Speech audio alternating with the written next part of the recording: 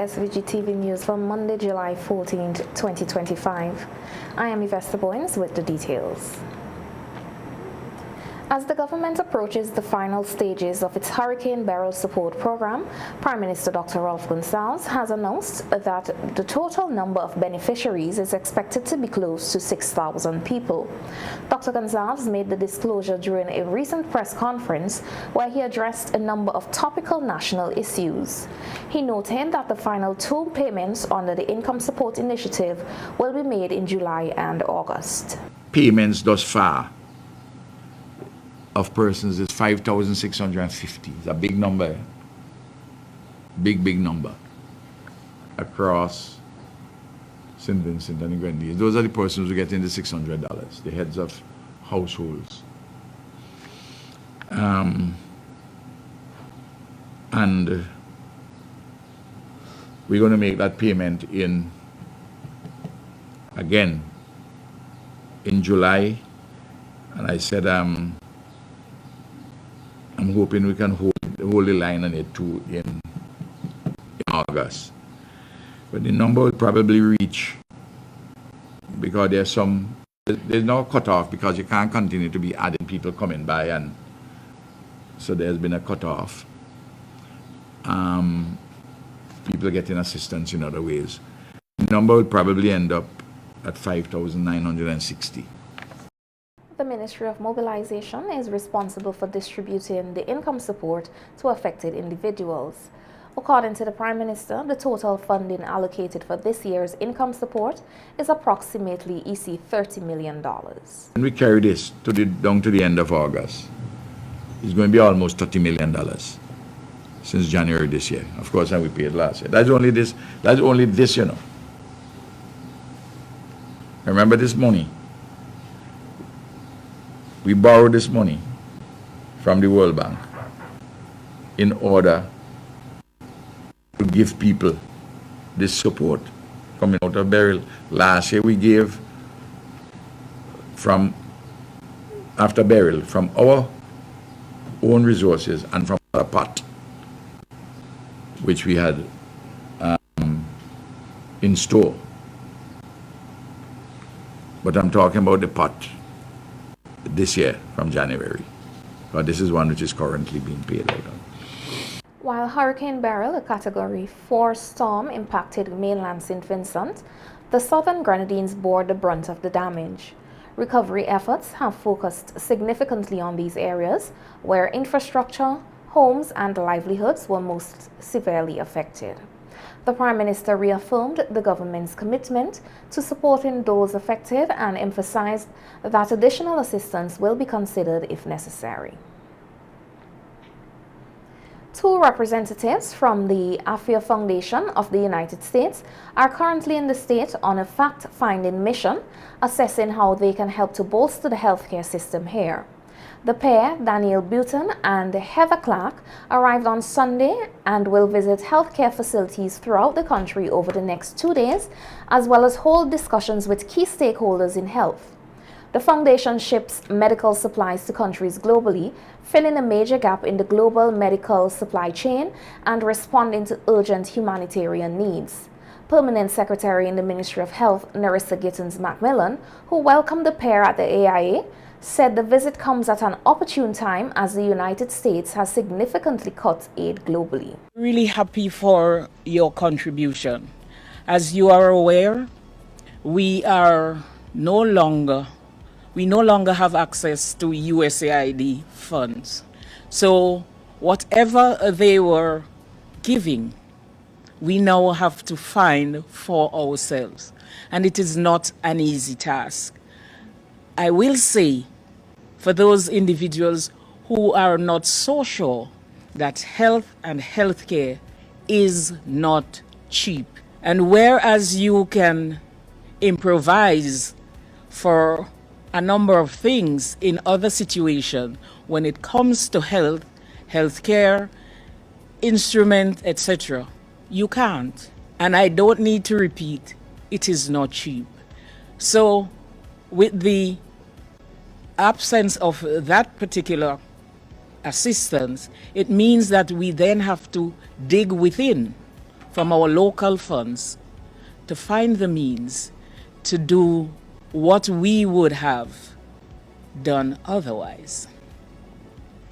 The thing is that in as much as we no longer have access to that aid, we cannot say that we are not doing, because the population of St. Vincent and the Grenadines still expect whatever it is that we were given, or even better than before. Therefore, the funds has to come from somewhere. Meanwhile, AFIA Foundation's representative Daniel Buton said the foundation partners with hospitals in New York and is delighted to partner with this country.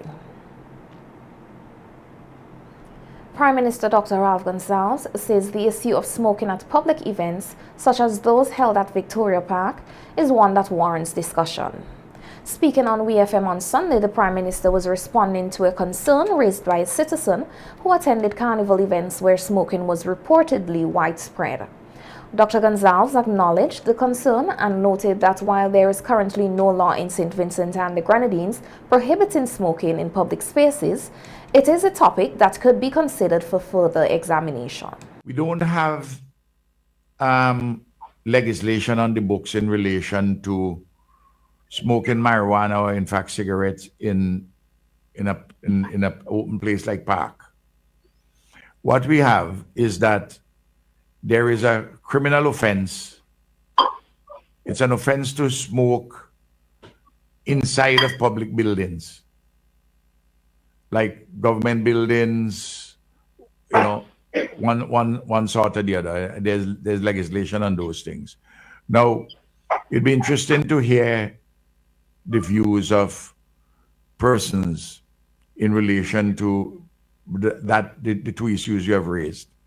Other persons have spoken to me about it in the way you have, and of course there are people who hold an opposite view. But I as somebody who doesn't smoke anything at all, I find it irritating if I'm sitting down somewhere enjoying myself, that somebody next to me is smoking cigarette or smoking weed or something like that, which I also usually have to move. The Prime Minister also emphasized the need for greater consideration and courtesy from individuals who smoke, especially in crowded public events where others, including children and non-smokers, are affected. Is when you have certain freedoms, you have to use these freedoms not with license, and you have to take into account other people, other considerations. You know, and I'm glad you have raised the issue so that we can have some further public conversation on it, and to implore persons when they're going to smoke and they are in a place, wherever, Victoria Park or wherever, place of entertainment, remember that there are other people whom this thing affects, and have some consideration for them too. You have enough time to smoke in your house. You know what I mean? Yes. And speak other places. The remarks come amid growing public conversation around public health, personal freedoms, and the comfort of event goers, particularly during high attendance cultural celebrations like Carnival. 2 additional students pursuing public relations management courses at the University of the West Indies, the UWI Global Campus, have been awarded the Evan Bernard John Bursary. Head of the UE Global Campus, Dr. Risa Noel McBarnett, said much is expected from the recipients who have demonstrated both academic promise and financial need. Relations Management Program comprises 3 modules or courses, and they are managing public relations communication, strategic public relations for a changing world, and media relations and social networking. The graduates of this program are expected to, 1, function more effectively in their professional role, 2, engage in effective public relations communication, 3, manage media relations and social networking, 4, design strategic and tactical public relations programs for the digital age. 5, respond immediately and react efficiently to demands from media. This marks the third consecutive year that the Toronto SVG Support Group has provided financial support to UWI students, bringing the total number of recipients to 6 since the bursary's inception. President of the Toronto SVG Support Group, Sandra Bob, explained that the bursary is intended to assist students who are in need of financial support to cover the cost of their courses. Club for a number of years, and we really appreciate that they saw it fitting to join us to also offer bursary. So we thank you for doing this along with us. Collaboration is great, isn't it? I also have to thank the team back in Toronto. We have a bursary committee headed by Dougal Williams and Raymond England and Yolan Edwards. We want to thank them because they're the one who push out the work. For bursary recipients, are they here now? We hope that this will help you in your career path, and we're not just handing you some funds. If you need any other support, please get our email addresses and we'll do our best to support you because we want you to succeed. One of this year's recipients, Marissa Morgan, expressed her gratitude and pledged to honor the legacy of Evan Bernard John through her continued academic dedication. And I have the honor of speaking on behalf of all the recipients. However, Pat Lane is not here with us today. But I would like to extend our heartfelt thanks to the Toronto SVG Support Group for this generous and meaningful support. Everywhere Ibijan went, he carried his country with him. Now, through this bursary, his legacy continues, not in the way of headlines or broadcasts, but through us, the recipients. As students in the Public Relations Management Program, we are especially touched to receive an award that reflects the very values we are being trained to uphold. The Evan Bernard John bursary is valued at EC $2,000 and is awarded to students enrolled at the UE Global Campus who demonstrate academic potential and financial need. Prime Minister Dr. Ralph Gonsalves has emphasized the need for an educational system that is fit for purpose as the world undergoes rapid transformation and societies grapple with unprecedented challenges. Dr. Gonsalves made the remarks while delivering the feature address at the official launch of the Global Partnership for Education GPE multiplier component of the School Improvement Project held on Friday, July 11, 2025 at the conference room of the Maya Luxurious Suites. From time immemorial. The problem now is that the world is changing so fast, and that while we are having our own internal challenges, things which are homegrown, like for instance, some behavioral challenges in the schools, sometimes some of it erupting even in individual acts of violence. While we have to address all the daily challenges of life and living in a small island developing state, as you begin to do things and you're changing, is sometimes you feel that you're going up on a down escalator. In a sobering assessment, Dr. Gonsalves identified 5 major existential risks currently confronting the world, each of which poses unique challenges to development and stability. Can't talk about what we are doing in anything in this world today without we look at 5 global existential risks. The first one, are we going to have nuclear war or wars generally, or are we going to have peace? Secondly, are we going to have things getting worse with the climate change? Or are we going to halt the progress? The big question as we prepare for the Conference of Parties under the United Nations Framework Convention on Climate Change in Belém later this year. The third one, are we going to have other kind of pathogens which disrupted all of us, like COVID-19? And we're going to have more and more of them. And we saw what that did to education. The fifth, are we going to have bioterror or bioerror, biological war, connected to the issue of the pathogens? And a very strong emergent question. Are we going to, as human beings, control artificial intelligence, or artificial intelligence can control us? Dr. Gonzalez noted that the purpose and delivery of education are not static, but must vary according to specific environments and historical moments. He said the functions of education differ depending on the time and the environment, and several factors have to be taken into account to ensure the various systems, including education, remain responsive and relevant. The first thing we have to do is to have an educational system in which we are training, educating and training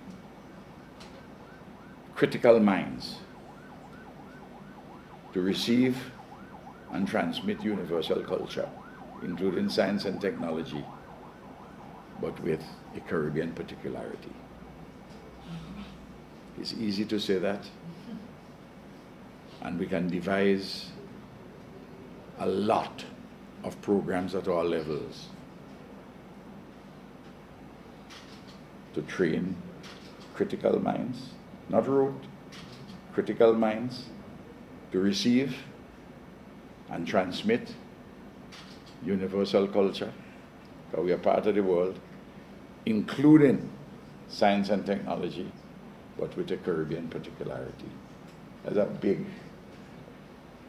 mouthful. There are theses written on that first function. And we have to do that in an inclusive manner, taking into account different abilities and all the differences which exist, including those touching and concerning gender. The second function for education is to train persons for the economic apparatuses, locally, nationally, regionally, and globally. If you train persons with the economic and technological apparatuses only in relation to your own village or even your own country, you're not going to cut it, and we're not going to move.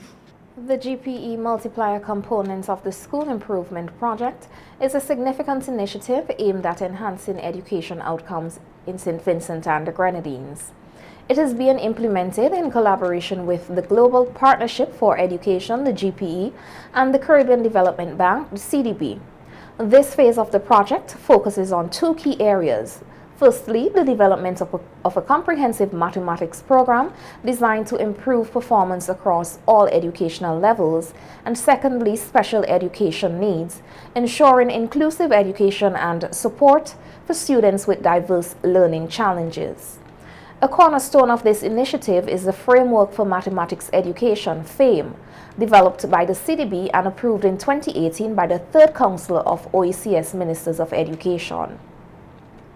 FAME provides teachers with modern, inclusive pedagogical strategies, introduces targeted interventions for students struggling with math, and strengthens foundational skills from early childhood through to secondary education. The Ministry of Tourism, Civil Aviation, Sustainable Development and Culture, in collaboration with the Emancipation Cricket Festival Committee, will officially launch a series of events tomorrow, Tuesday, July 15th, to mark the beginning of Emancipation Month celebrations.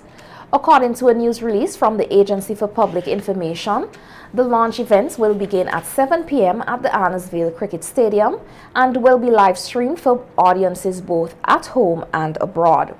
This highly anticipated event will unveil the full calendar of activities for Emancipation Month, a celebration that honors the nation's rich cultural heritage while also commemorating two landmark events in Caribbean cricket history. The first being the 50th anniversary of the West Indies' 1975 World Cup victory, and the second, the 60th anniversary of the West Indies' historic Test match win against Australia in 1965. A major highlight of the launch will be the live team draft, where the four competing teams in the Emancipation Cricket Festival, Kingstown Kings, Windward Warriors, Leeward Lions, and Grenadines Whalers, will select their players in real time. Each team will be captained by a distinguished Vincentian cricketer and paired with a West Indies or international cricket legend, offering a unique blend of local talent and global cricketing experience. The draft promises to give fans a first look at exciting matchups and team dynamics, setting the stage for a thrilling tournament. Additional highlights of the launch include the unveiling of the official match schedule and key event dates, profiles of team captains and featured cricket legends, details of the Cultural Village and Emancipation Day entertainment, announcements regarding the Youth Cricket Expo and mentorship clinics, recognition of festival sponsors and partners. The API release notes that the launch is expected to set the tone for what promises to be one of the most meaningful sporting and cultural celebrations in the region. The Emancipation Cricket Festival will blend cricket, history, and Caribbean pride into an unforgettable month-long experience. A full calendar of Emancipation Month activities will be announced at the launch, providing the public with opportunities to engage in a wide array of cultural, educational, and sporting events. First-time contender in the National Raga Soca competition, Tyree Diffusion Thomas, says he was pleased with the crowd's enthusiastic response to his performance of his song Mission, a factor he believes helped him secure third place in the keenly contested competition held on Carnival Saturday at Victoria Park. In a radio interview following the event, Thomas described the experience as a fingers-crossed situation, explaining that he focused on ensuring his performance aligned with the judges' criteria throughout the competition. It felt amazing knowing that it was my first Soca Monarch, as in my first time entering, made it straight to the finals, and being able to place in the top 3 and my first year actually going into the Raga Soca Monarch. For me, it was great. Great feat. Boy, I don't know what to tell you. What was going through my mind, I'm speechless. I was speechless about the situation. Was I expecting the outcome? Definitely so. I think I met the criteria for the judges, and that's what I thought. But at the end of the day, it's the judge's decision as to what happened on the night, So it was more fingers crossed and hoping to make it there. Looking ahead, Thomas said he is committed to continuing his musical journey and will focus on releasing more good music. I just intend to keep releasing good music. A couple of my musical friends, Bongo Prime and Dimes and Pixel, placing first and second respectively. We all have a journey to release great music and to transcend beyond St. Vincent's waters, right? So in the next hope, maybe to enter another market, just to explore and to spread the quality of music that we're putting out there, right? Of course, more music is in the pipeline to come, and defending the title next year, I definitely, I guess, I'm thinking about entering again next year.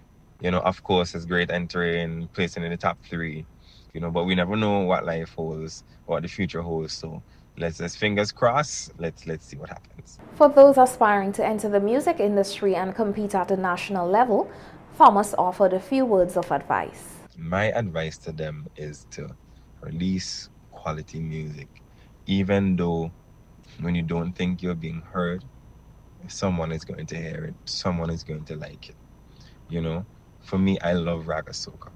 I love clean, party raga soca, and there's nothing wrong with doing it. You know, a lot of young folks sort of came to me prior and said, you know, they like raga, but they're scared to do it because it doesn't get as much play and those sort of stuff, as much bookings. At the end of the day, you just gotta keep pushing, market your song, have the conversations with the right people, do what you gotta do. You don't have to have a popular song to win something, or you don't have to have a popular song in St. Vincent to feel good. You can have that popular song anywhere. So keep your heads up, focus, stick to the plan, just execute. Thomas's strong debut performance and his grounded perspective have made him a promising new voice in the raga soca scene.